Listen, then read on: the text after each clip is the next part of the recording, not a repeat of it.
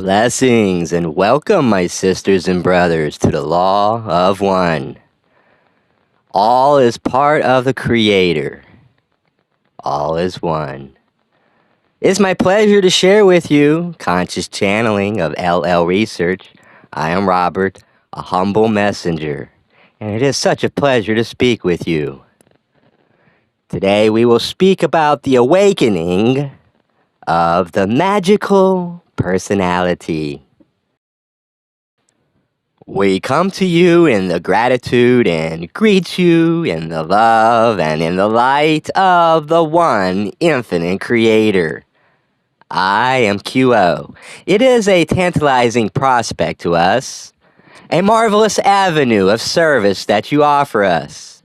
And we offer to you our humble thanks and our abiding love, that you who struggle in the darkness still see and have faith in the light within. The question offered this evening has to do with the magical personality. But before we speak upon that subject, we must speak upon a subject that is fundamental to an understanding of the magical personality. That understanding is the simultaneity of all time, all space, and all action. This present moment is eternal. The past, the future, the feeling of being in the river of time, a part of an illusion which gives you who seek an enormously powerful opportunity, consciously, to accelerate the rate of your spiritual growth. The choices that you make in this density are predisposed by the biases and polarities that you have picked up in lifetimes long ago and more recent. When biases of love and peace and gentleness and humbleness of heart become your rest and your confidence, then perhaps you may release time and space, allowing it to be a useful and extremely potent offer of catalysts to those who wish to learn lessons of love. You see, you are at the beginning of self-consciousness. You have almost finished this year in the school of eternity, this illusionary time. However, the choices that you make are made in time-space and speak not to the outer world and its mundane concerns, but to the heart and the vital feelings of each. In this way, we may say to you more simply that the magical personality is an artifact of the one who has been able to focus the heart and the mind upon the Infinite One. It is, in a way, possible to think of the higher self as being separate from you, but just as you were yesterday and will be tomorrow, so the I am, that is the core of you, learns of love, of wisdom, and of loving, wise compassion. When these lessons have been learned to the extent that they are without significant distortion, you turn and, reaching through time, you offer yourself a gift. You offer the biases and decisions and choices that have been made, not up to this point alone in your illusion of time, but all the choices that allowed each of you to graduate into fourth density, perfect the lessons of love, and learn the lessons of light to fifth density, when you manifest light and learn the true meaning of wisdom. In sixth density, there is eventually, in mid-density, a point in which there is no longer any polarity. For if all is one polarity, there is no polarity. It is when the spirit has reached this point, full of unity, wisdom, and compassion, that the sixth density self places within the third density self, in the deep mind, the biases which are to come. The density which has been fulfilled, the beauty, the exactitude of service to others. Therefore, the magical personality, or the higher self, is the last vestige of the self which contains polarity. And as you deal in a world illusion grounded in polarity, this gift can be extremely helpful. Many times one is faced with dilemmas and enigmas that cannot be rationally discerned. There is no logical answer. There is only the wisdom of the heart and the compassion of the mind. For this is what the sixth density of unity provides, the realization that compassion is not only of the heart, but of the mind. That wisdom is not only of the mind, but of the heart. How many times do your people turn from their heart, refusing to ask, refusing to open the door to that helper or comforter, which waits patiently to be asked to aid in decision-making of various kinds? Our message is very simple.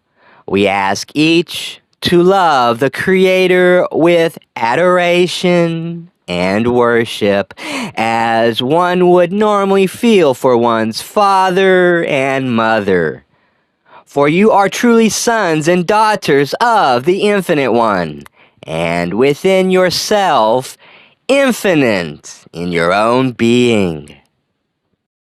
The process of accessing the deep mind, and especially the higher self, may be accomplished best, as we have often said, by repetitious, persistent, and daily meditation. Not lasting so long, but lasting as long as it feels as though you are in a holy place with the one infinite Creator.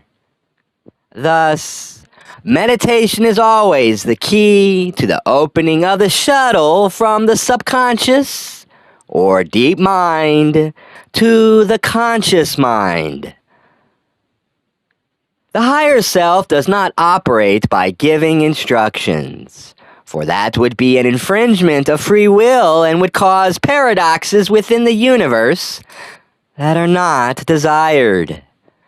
However, the call must go forward within meditation, that you may be visited, strengthened, and renewed by a longer point of view, a vaster field of incarnations and of incarnational decisions. For, as each knows, there is no thing upon your planet which is as it seems. You are energy fields. Complexes of energy fields with the energy holding you together, carrying you through life. It is well to be very kindly towards this physical vehicle, for it is the means by which the computer of the mind may gently enter data from the deeper self, the self unperceived even when praying or asking. Perhaps one day one awakens and knows what the proper or appropriate answer to a question may be. Perhaps it comes all of a sudden within meditation. There are as many ways to use the higher self as there are entities. Now, how does one make use of the higher self, this sixth density portion of you? The first thing that you must do is give up your physical reality.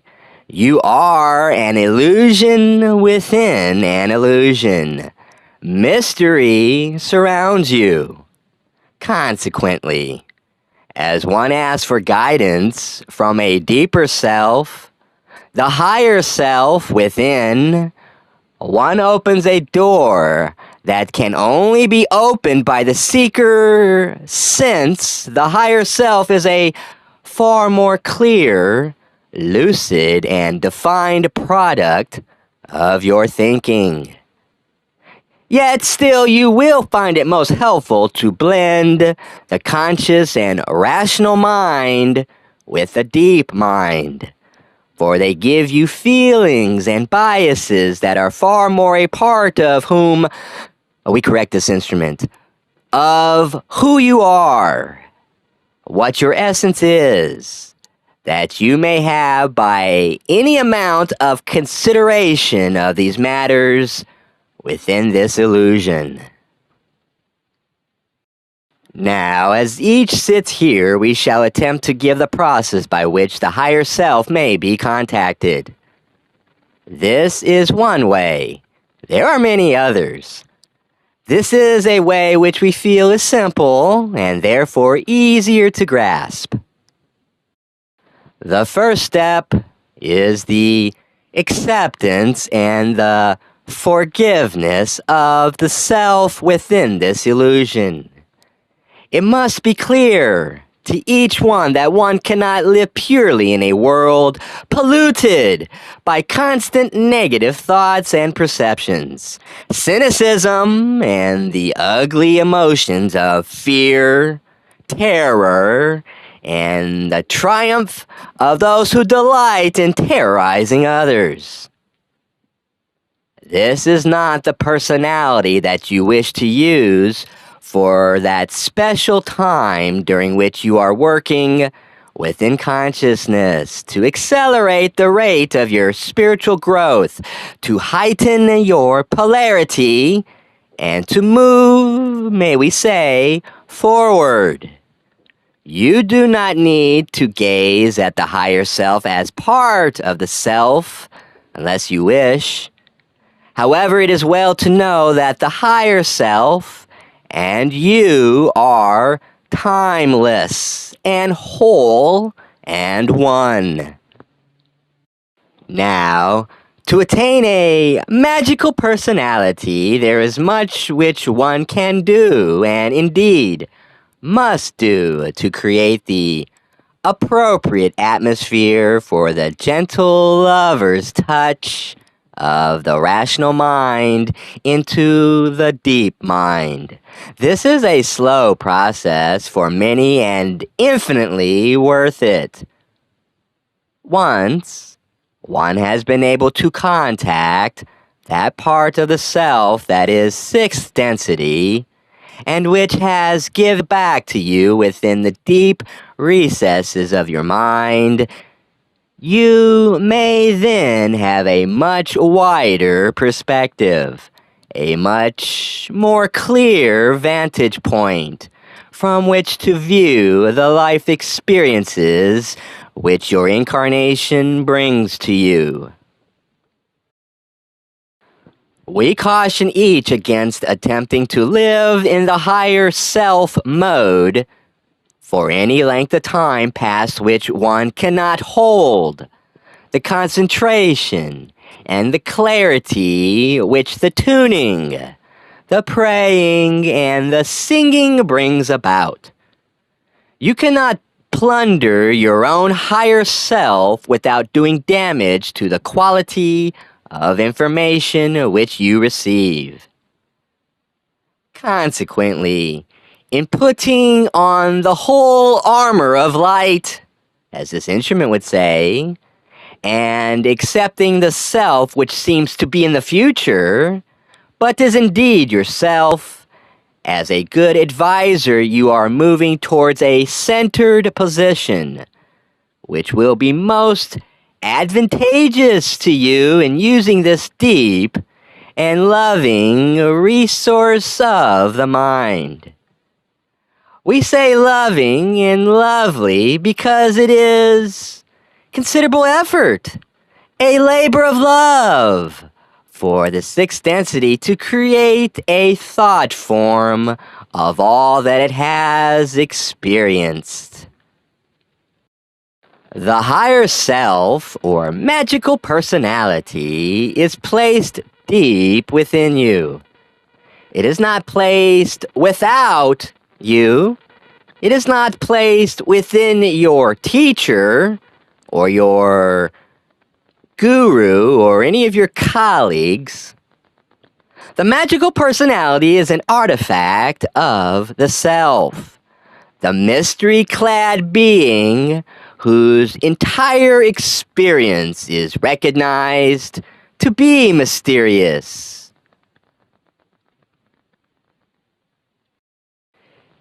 In preparation for the magical personality's development, the first thing which one needs to accomplish is a full and complete examination of conscious.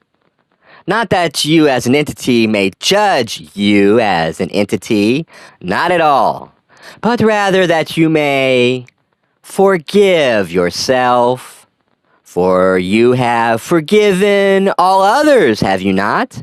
Yet still you hold yourself unworthy. This is not a helpful spiritual point of view, for the magical personality is based upon the fact that the spark of the Creator within is the true self of each entity. Therefore, to begin working with the magical personality, one must first go through much searching of the mind, the intellect, the emotional biases that constitute that which you are at this time. This is not for the purpose of judgment, but for the purpose of grasping your essence at this time. Perhaps you wish to make changes. Perhaps you do not. But to come into contact with yourself as a self is the beginning of the magical personality. The day-to-day personality wavers. It is happy, it is sad, it is active, it is passive. Life is easy or life is difficult. And all of this is within this illusion. The more attention paid to the difficulties of this illusion, the less likely it is that one will be able to have access to the deeper mind of the magical personality. So, we suggest to each that the table be cleared. The table of petty prejudice, any unfairness, stinginess, desires to manipulate others, and all of those artifacts whose biases is not helpful in gaining polarity towards service to others in the name of the Infinite One. This preparation takes a different amount of time for different entities, and at the end of it, it is still impossible to live within the higher self at all times. However, it is possible to clear the self for the special and sacred door to the self to be opened. We suggest that each begin a magical personality meditation with that which has been called of a white or positive magician from time immemorial. I desire to know in order to serve.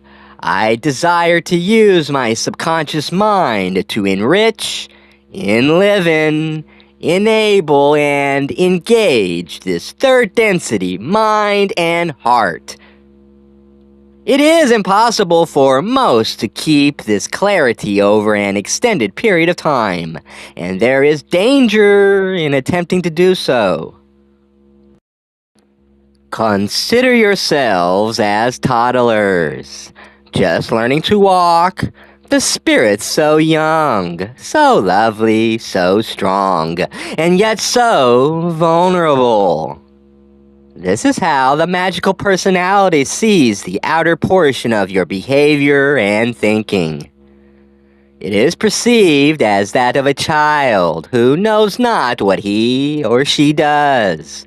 When one turns one's will and faith to the quest for the philosopher's gold of greater wisdom, then you may begin to see gradually a change within you. But firstly, you must accept that the magical personality is already your own personality, for all time is simultaneous. One good way to prepare oneself for meditation upon the magical personality is to visualize each chakra in turn, beginning with the red root chakra and moving upwards carefully, clearing energies, carefully seeing your chakra centers glowing, orange, yellow, green, blue, indigo, and violet. When you have reached sufficient humility to be able to listen to advice from the higher self that is not easily understood to be other than the self, then we suggest that you begin with this clearing of the chakras, so that you feel the light streaming from your head, for you have opened all of your chakras. You have become vulnerable.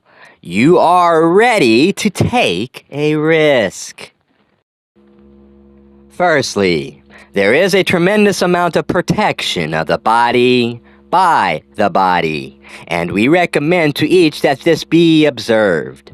For instance, this instrument blends the violet of the crown chakra and the red of the root chakra to cover the self with an energy that is completely personal and denotes that which one is.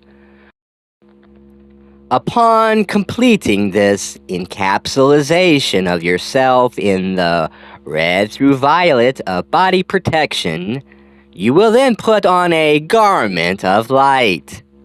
That is the Creator's protection, impersonal, loving, and infinite. During the meditations, it is helpful for those who call upon guides or angelic presences to do so, for that work which you are doing is work in which you are vulnerable, for you are open to learning, and you do not always have truly appropriate vibrations for this energy. This must be seen to carefully. The self must be gotten in order cleared of the small changes of life's miseries, cleared even of the laughter of good times, clear to listen within to what has been called in your holy works the still small voice. That is your magical personality. It is well to call any whom you wish to call to aid in your protection. This is not an illusion any more than you are an illusion within. This instrument, for instance, invokes the archangels, Raphael, Gabriel, Michael, Ariel. And with these 4 pillars standing in the corners of the room, there is an overarching golden dome for these principles of love called the archangels are most powerful and most protective. When you have prepared yourself for the meditation upon the magical personality, it is well to sink into the self with no pressure, no thought, no worry, and no wonder, but rather simply to open the door and invite the wisdom and compassion of the ultimate learned balanced being, which you shall have become, to the self as it is. It is well when one wishes to work in consciousness with another by communication to make these same preparations, for by far the majority of those who channel are channeling their own magical personality, their own higher self, their uniqueness. And it is well, when it is finished, that mentally one acknowledges that one slips off the garment of light and moves back into the illusion of energy fields and the experiences that challenge you to love. The magical personality is one which is grounded in the deepest humility and in the strongest sense, paradoxically, though it may seem, of the worth of the self. Like a string or a ribbon, this unrolling behind you gives you information at each present moment as you request it. It is well for those who wish to maintain the spiritual, magical personality for a longer time than a meditation to work with visualizations. The first visualizations are simple shapes: the square, the circle, the triangle. The discipline it requires to hold this image in consciousness is the same kind of discipline that an artist employs as it studies its technique, that it may, in the end, be a better instrument through which music or communication or healing or living may use to allow you to be the shining metaphysical being that you truly are. It is not advisable, in our opinion, to keep the magical personality any longer than one is able to remain completely clear within.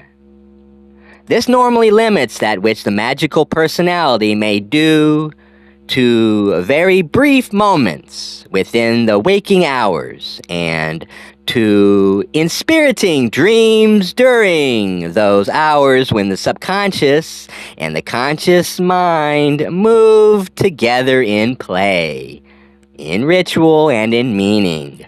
For woe betide to those who act as if they were acting out of the magical personality when they are less than clear.